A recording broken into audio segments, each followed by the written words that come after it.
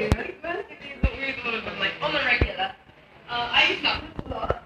However, these aren't things that are being used the way we use them. Like there are many, many young girls using these forms of social media to fall prey of men from my country, like in the States, in Austria, in Germany.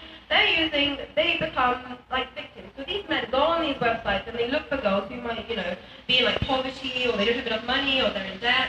And they promise these girls, for example, if you take off your shirt, I will give you some money. And if you do these sexual activities, I will pay your debt or I will send you to school.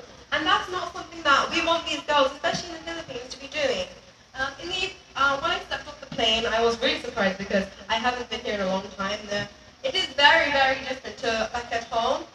There are a lot more, although at home you have a lot of like people living in poverty, but you don't see it so much because we have lots of like government systems where they give you like money. Here in the Philippines, maybe not so much. You see a lot of, more poorer people. We can't deny this fact.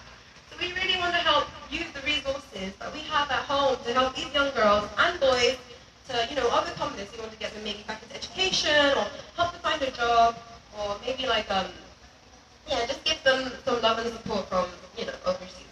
So this often occurs when the victim is promised like release from debt, money, however, these are false promises, and it's only like temporary. It's only for their satisfaction, not for the girls who fall victim.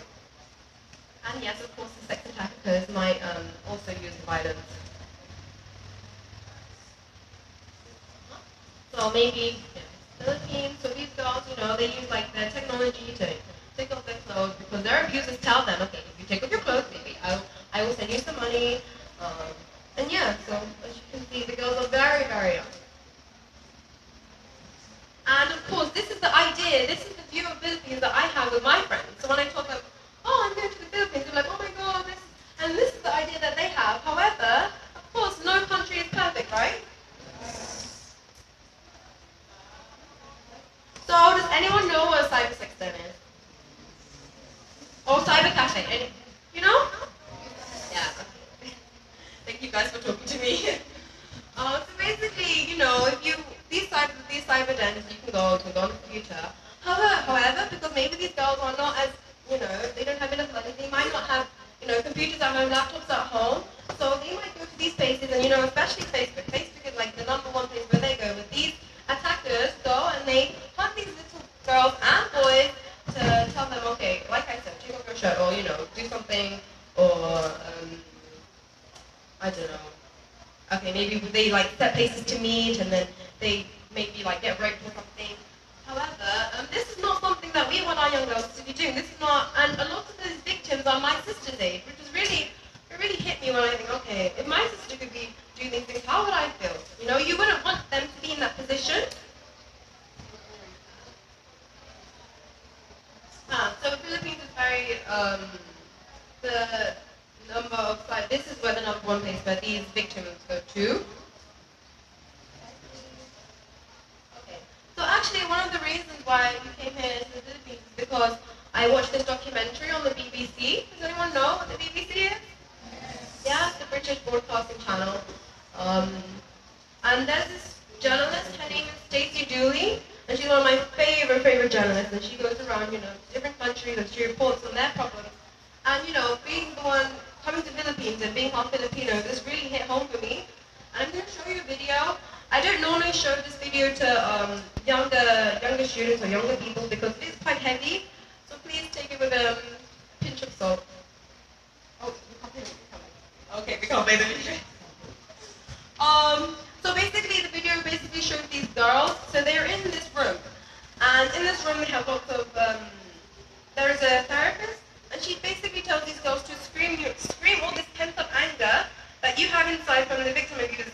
And oh my god, it was really hit me because they were screaming so much, and you can really feel how much pain these girls have been through.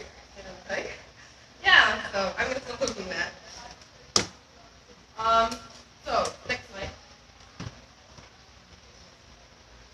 Okay, so ways can combat this issue. As we do promote abstinence is the only way to stop the spread of AIDS and HIV, because if you think about it, you're cutting the main source of how these things are contracted.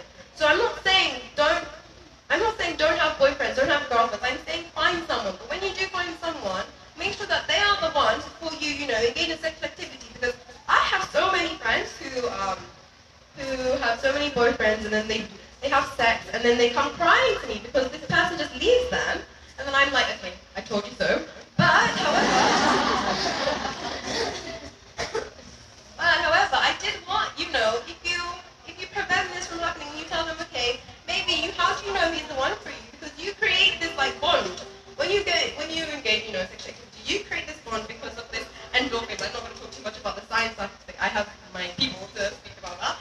But this is when you have sex with someone, you do have an emotional bond, and when they leave you, it's very heartbreaking. So number one, abstinence isn't just like a physical side. I'm not because I'm so religious, I'm telling you to be abstinent.